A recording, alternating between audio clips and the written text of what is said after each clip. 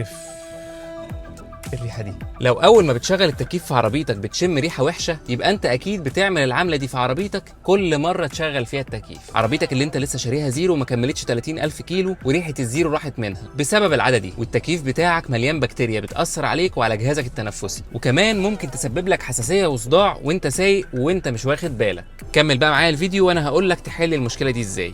انا طارق صلاح وده الجراج.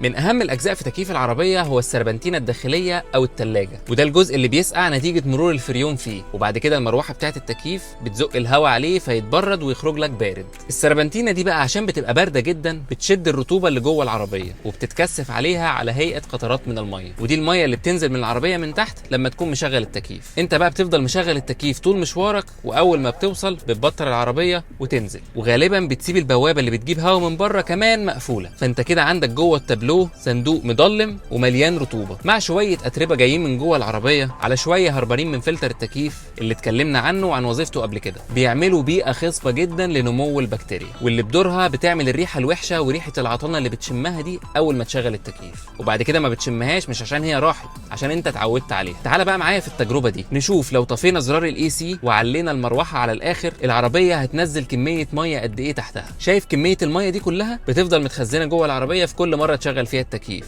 ويمكن اكتر منها كمان لو الجو ليل، بتعطن وتعمل الريحه الوحشه اللي انت بتشمها اول ما تشغل التكييف، ودي خلي بالك بتغير ريحه العربيه وانت مش واخد بالك، وبتلاقي عربيتك الزيرو ريحه الزيرو راحت منها بسبب العاده دي. طب ايه الحل؟ الحل ان انت قبل ما توصل مشوارك بتطفي الكمبريسور بتاع التكييف من الزرار اللي مكتوب عليه اي سي، وتعلي درجه المروحه على اعلى درجه. كده انت وقفت الكمبريسور عن ضخ الفريون ووقفت التبريد، وخليت المروحه تشتغل على اعلى درجه عشان تنشف السربنتينه الداخليه من قطرات الميه اللي عليها، وبالتالي هتلاقي الميه بقت تنزل اسرع من تحت العربيه عشان الهواء بيزقها لتحت. وطبعا مش محتاج اقول لك ان انت لو عليت المروحه على الاخر بس من غير ما تطفي زرار الاي سي يبقى انت كده ولا كانك عملت حاجه، كانك عليت التكييف بس. الفكره كلها ان انت تطفي زرار الاي سي. لو الفيديو ده عجبك ما تنساش اللايك والشير والفولو.